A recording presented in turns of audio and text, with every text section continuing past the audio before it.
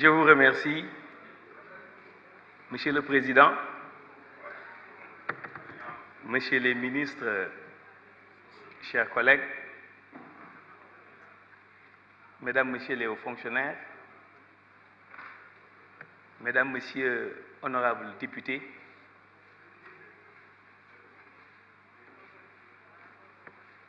à ces honorables députés, je vous confonds tous dans mes remerciements.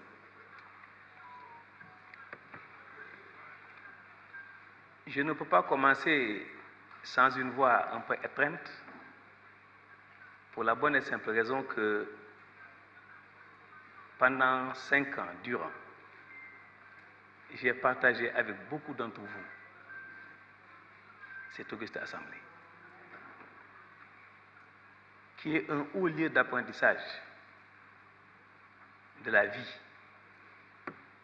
Et l'expérience parlementaire est extrêmement utile parce que ça vous forge à être apte aux mutations sectorielles, quelle que soit l'immigration que vous aurez eu à faire dans d'autres sphères.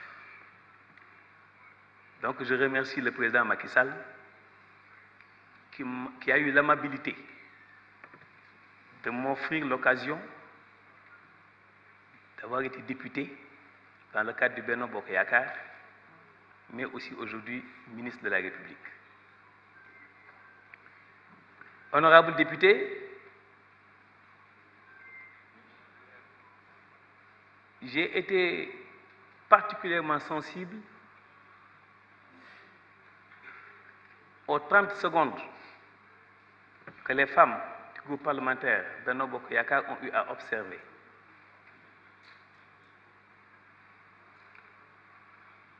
Je vous ai bien compris, parce que partant du principe que tout s'exprime sous forme de signes, et tout signe est un message.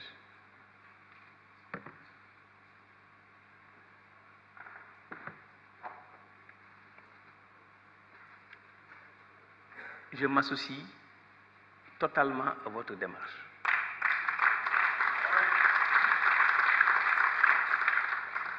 Loin des positions partisanes et politiciennes, faisons faire confiance. 30 secondes dans la vie peuvent être assimilées à une contribution certes modeste, mais rassurez-vous qu'il n'en demeure pas moins sincère, parce que extrêmement militante d'une cause, celle de la femme. Oui, il faut être femme pour être maman.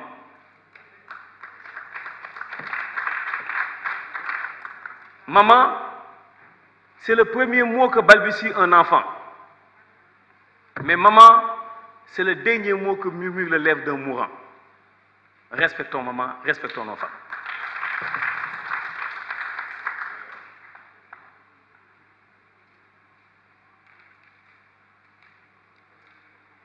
J'ai été interpellé à peu près par presque 40 députés. Vous m'excuserez parce que j'ai une collègue qui attend depuis 16 heures. Je vais essayer de répondre de manière ramassée. Ça devrait être facile parce que ceux qui ont été les plus virulents et parfois victimes d'une audace imprudente ont pris la clé des champs pour ne pas nous écouter. Alors ils devaient être là pour attacher le tablier, pour écouter des vérités premières. Mais nous, essayons d'être droits dans nos bottes. Soyons adeptes de la philosophie de complémentarité, capables de faire cette émission profonde, mais aussi capables d'être sur les hauteurs. J'ai choisi d'être sur les hauteurs à cause de ma posture républicaine que je dois assumer et que je dois vivre.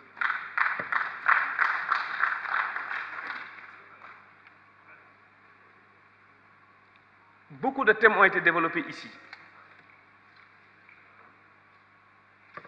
La problématique des licences de pêche, les chambres frigorifiques non exploitées, les pirogues en fibre de verre, l'approvisionnement du marché en poissons, les camions frigorifiques, les quais de pêche, la géolocalisation, les aides de transformation, le dialogue direct avec les pêcheurs, l'affaire RMO,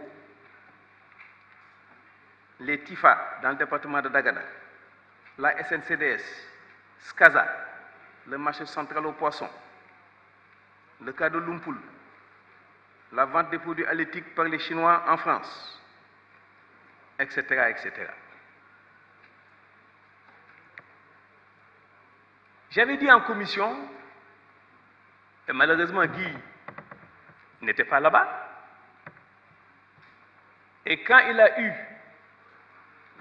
l'audace, mais pas le courage, de commenter le rapport de la commission, ce n'était pas surprenant qu'il fasse hors sujet. Et l'expérience parlementaire, ça ne s'acquiert pas en 2 mois. On peut finir 5 ans et n'en connaître qu'un bout.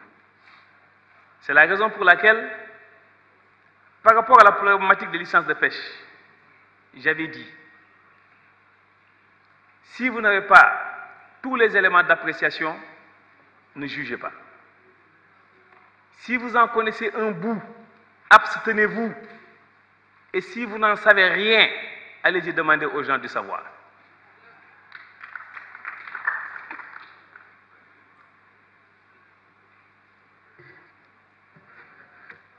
Vous me donnez l'occasion de rendre hommage à ces techniciens, ces hauts cadres de l'administration que j'ai trouvés dans ce ministère. C'est des Sénégalais, ce n'est pas des Vietnamiens. Pourquoi les dégager? Ils n'ont aucune appartenance politique. Ils sont là au moins depuis 15 ans, chacun à son poste. Je les respecte et je vous rends hommage. À entendre certains,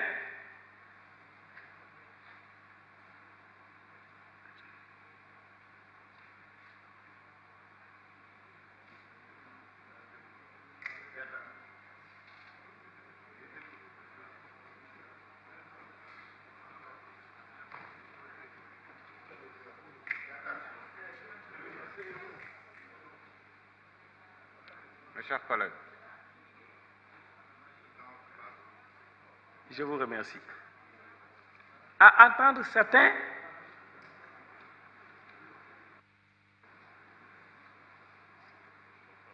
qui se prennent pour des gardes-chasse, alors que malheureusement, ce ne sont pas des anciens braconniers,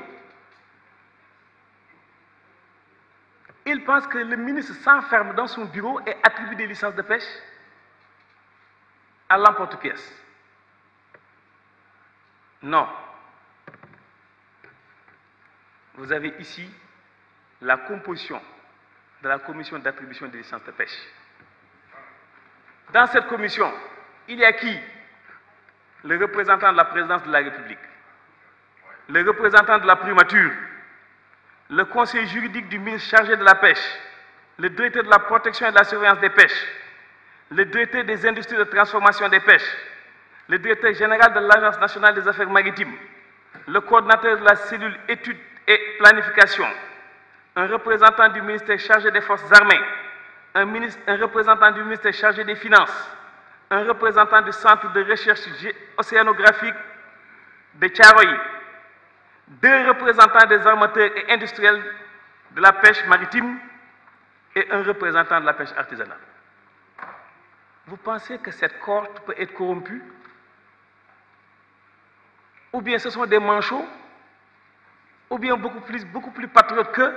Ou plus intelligents qu'eux? Non. Aucune licence n'est délivrée sans passer par ce chemin. Je l'ai su quand je suis venu au ministère.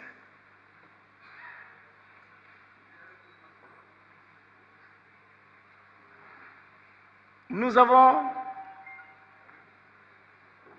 127 licences pour les bateaux sénégalais et 25 pour l'Union européenne. moins de 150 licences. Là où la Guinée-Bissau est à 292 et la Mauritanie plus de 300. Nous voulons vivre en autarcie. Les Guet-Ndaguiens disent non. Uniquement les Guet-Ndaguiens ont 500 licences en Mauritanie pour pouvoir pêcher. Nous avons des licences en Gambie. Nous avons des licences en Guinée. Nous avons des licences en Guinée-Bissau, alors que les pêcheurs de ces pays n'ont pas de licence chez nous.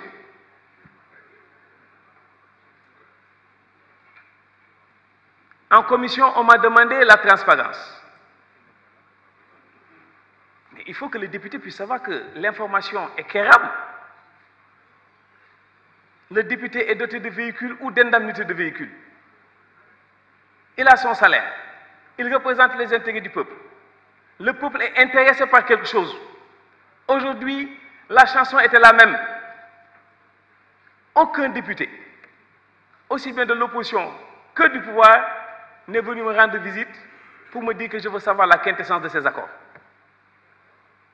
Je vous ai invité, pour ceux qui étaient en commission, venez, les livres sont ouverts. Je n'ai vu personne. Peut-être lundi, je verrai certains d'entre vous. Ma porte, elle est ouverte. Je suis très à l'aise pour parler de licence, j'en ai jamais signé une. Je suis très à l'aise pour en parler. Personne ne peut me pointer du doigt pour me dire que vous avez signé une licence. Après l'avis de la commission, j'aurai à renouveler des licences, j'aurai à supprimer des licences. En quel pourcentage? Je ne sais pas parce que je ne fais pas de la politique fiction. Nous prendrons des décisions que nous serons capables d'expliquer, d'argumenter et de défendre pour l'intérêt supérieur de notre pays qui est le Sénégal. Certains pensent qu'ils aiment le Sénégal mieux que nous. Du tout. Ils sont au milieu du gué. Ils se battent pour avoir le pouvoir. Il n'y a pas plus noble. On s'est battu pour être au pouvoir.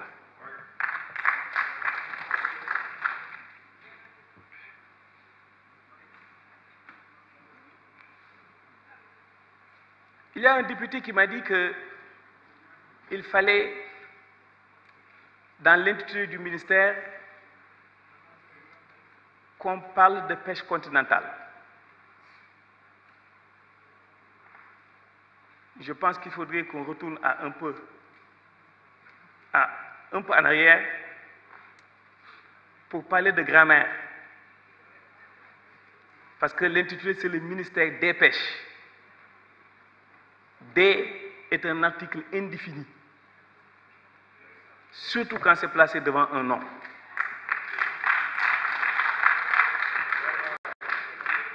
Donc, ce n'était pas la peine de se répéter parce que ce serait de la redondance.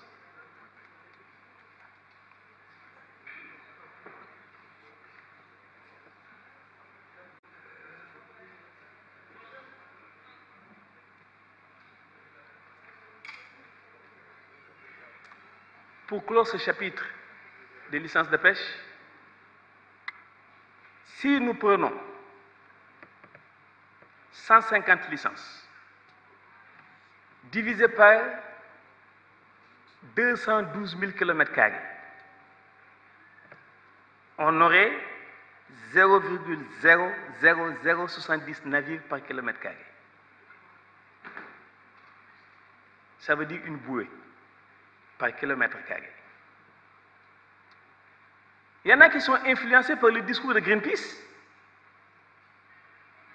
Il y en a qui sont influencés par le discours de Fiti. Mais ces gens, ils ne nous ont pas donné l'esquisse d'une solution par rapport aux problèmes auxquels nous vivons. Il faut faire l'immersion profonde, avoir l'objectivité, le courage, la réalité et la vérité pour savoir qu'au moment où Mame Diarra Fam ou l'honorable député Gaye de Saint-Louis avait un seau de poisson qu'on lui donnait à Thiaroye ou à Saint-Louis, à Diamaguène. Mais en ce moment, on était 3 500 000 habitants. Aujourd'hui, nous sommes presque 18 millions d'habitants.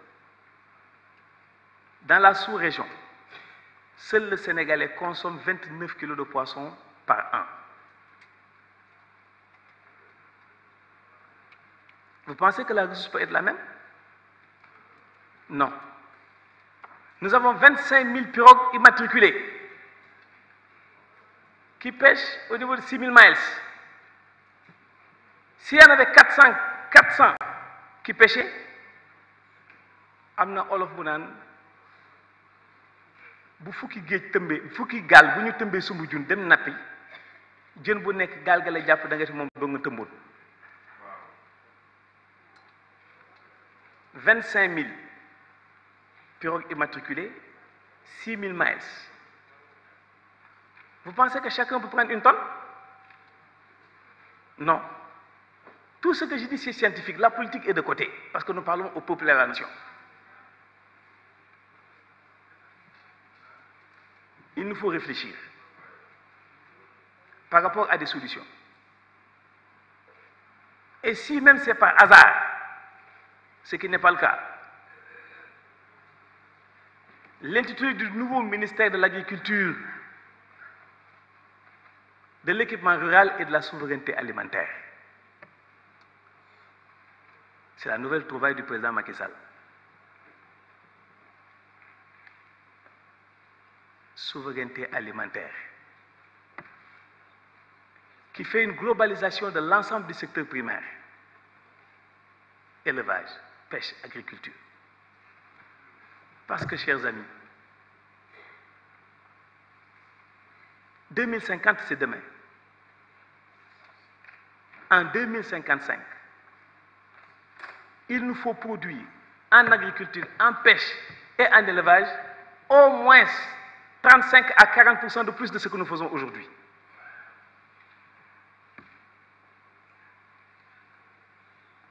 La critique, elle est simple, mais c'est l'art qui est difficile. Nous devons avoir dès maintenant cette vision prospective. Pour aller où? Certains me disent que l'aquaculture n'est pas la solution. C'est un débat ouvert, mais de manière scientifique. La Chine, 1 milliard d'habitants. L'Inde, 1 milliard d'habitants. La Corée du Sud, 58 millions d'habitants. Chacun mange du poisson quand il le veut. Ce poisson est sorti de la mer? Non. La Corée du Sud est à 1 million de tonnes d'espèces halieutiques.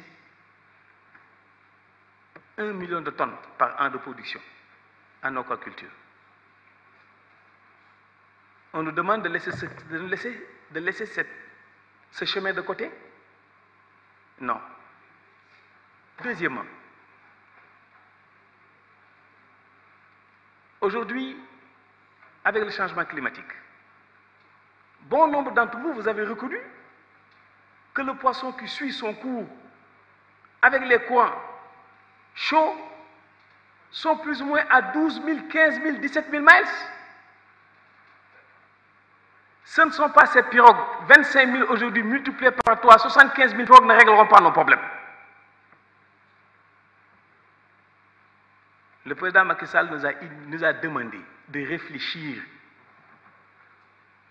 par rapport à l'existence d'une capitainerie.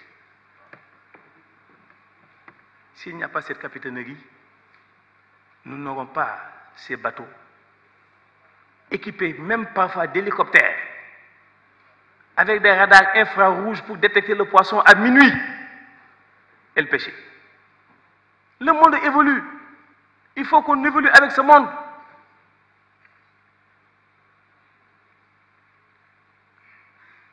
Ce manque de mutation sectorielle, de volonté politique pour y aller, est parmi les causes, origine même, de la situation qu'on a vue aujourd'hui. Aujourd'hui, mon ami Barthélémy, qui m'a dit qu'il va voter mon budget à la seule condition qu'on arrête les licences de pêche pendant 1 an. Il a dit arrêter, d'autres disent supprimer. Qui est le plus intelligent? C'est un homme politique qui a été bien formé, qui est passé par une école politique, pour ne pas être comme un couperet. Après, aller voir un chirurgien pour racoler. Non. Il a dit, arrêtons. Donc lui, il met en backup, en back-office, la possibilité de revenir. J'apprécie cette attitude qui donne à réfléchir, mais dégager. Nous ne voulons de rien. Dégagement à l'emporte-pièce. Non. J'étais à bâbord. Aujourd'hui, je suis à tribord. Avec les caméras, parfois, il y en a qui perdent leur self-contrôle.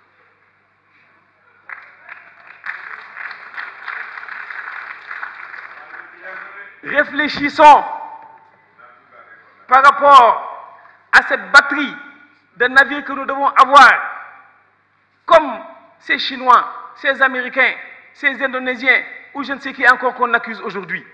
Non. Nous devons tendre la main aux Nordiques.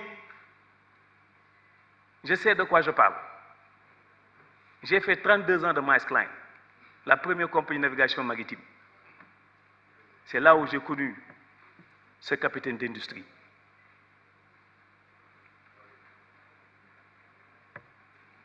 À lui seul, à Pointe-Noire, il était à 1500 conteneurs de 40 pieds par an pour un seul produit. Ouagay, je suis très content de vous voir ici.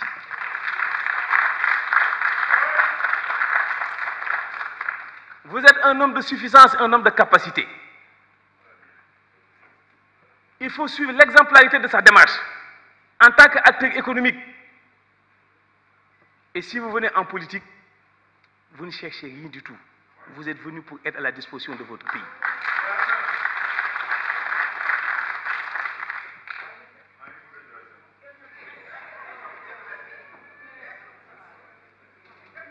Je profite de cette tribune pour rendre hommage à la pêche industrielle qui est accusée à tort. Je ne citerai pas de nom, mais j'ai les mareyeurs ici, sur les gradins, qui peuvent être témoins. Parce qu'on ne peut pas regarder quelqu'un et lui mentir avec conviction, à moins qu'on soit de l'autre bord.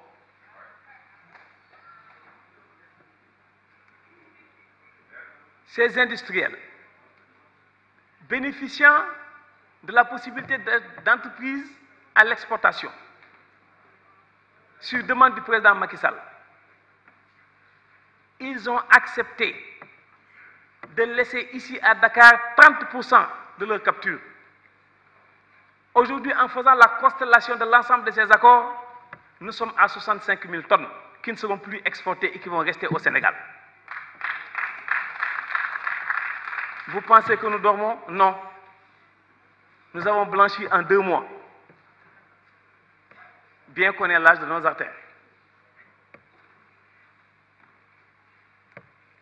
Je rencontrerai monsieur le directeur de la DITP la semaine prochaine, au moins 17 industriels qui étaient complètement tournés vers l'exportation, surtout l'exportation du petit pélagique. Je pense que, allègrement, nous aurons pour 2023 au moins 75 000 tonnes de poissons non exportés et qui resteront ici. Plus ce qu'il y a ici en plus, je pense que si le marché ne sera pas couvert totalement, mais le prix va baisser et le produit sera à la portée des populations que nous représentons.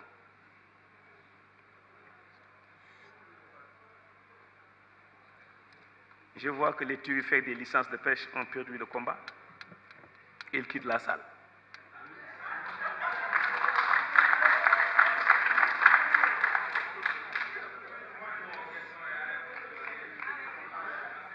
Les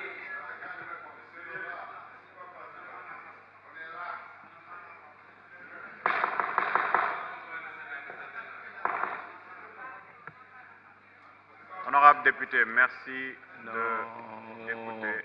Monsieur le Président, Monsieur le ministre, merci de conclure.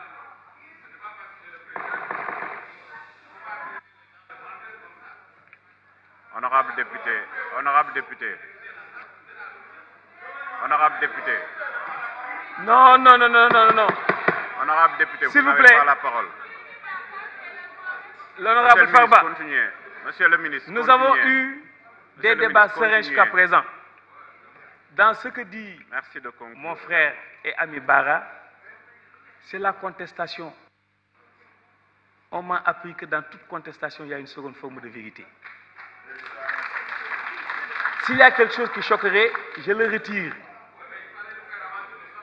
Faites-les revenir. Honorable député, merci d'écouter. Il fallait Merci contester de pendant qu'ils respecter sont la là. séance. Bara, s'il vous plaît. Honorable député Bara Gueye, merci de respecter la séance. Monsieur le ministre, continuez. Non.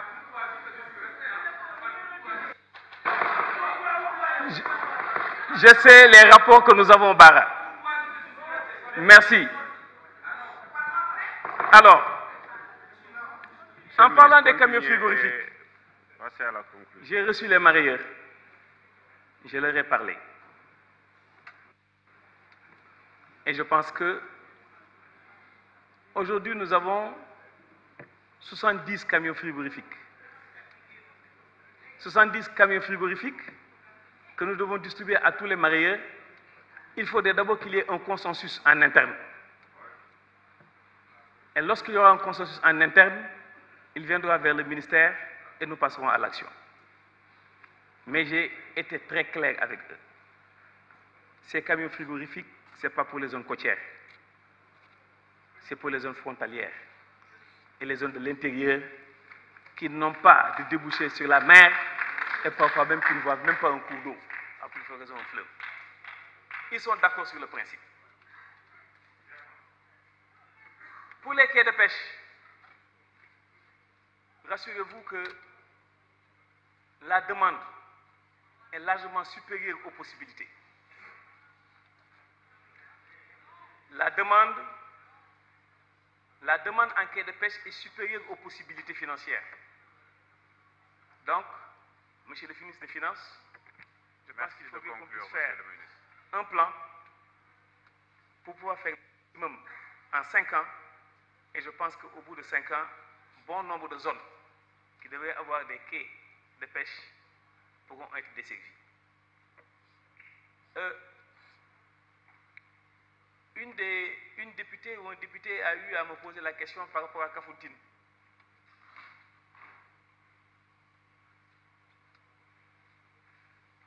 À Kafountine, le projet était en cours. Mais on s'est rendu compte que faire un quai de pêche en l'état serait mettre de l'argent à l'eau parce qu'il faut construire d'abord les brise-lames. Nous l'avons remis à l'année prochaine pour pouvoir construire les brise-lames d'abord avant de faire les quais de pêche. Et je pense que nous avons le même phénomène à Djiffer aussi, où il y a même un hôtel qui a dû subir la foudre de la mer et qui a disparu. Merci de conclure, monsieur. Les aires de transformation, il y en a 4 aujourd'hui. Je pense qu'il en faut encore. Parce que nous devons dépasser cette méthode de faire du ketchup. Pour celles qui ont eu à faire du ketchup et qui connaissent le ketchup, nga xam ni da nga koy teraw boo ko terawee ba pare sërgal ko def ci kopp taal ko ba suba nga soog ko tuggi soog ko xolli pour am maga wéeru.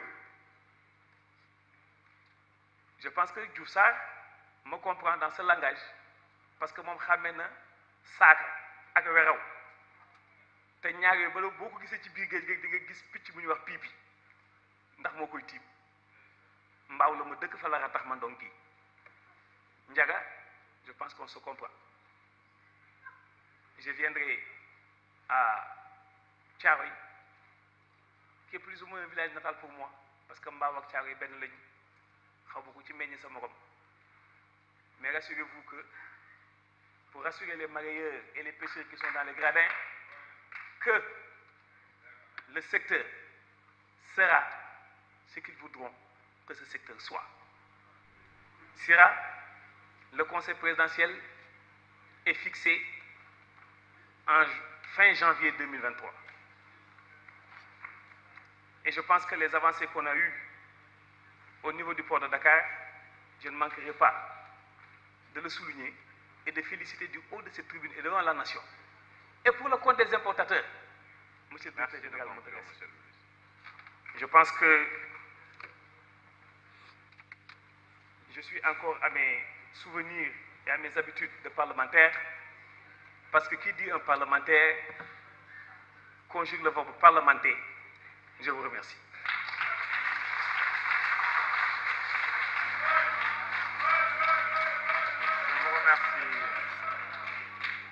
Je vous remercie, Monsieur le ministre. Monsieur le ministre des Finances et du Budget, vous avez la parole.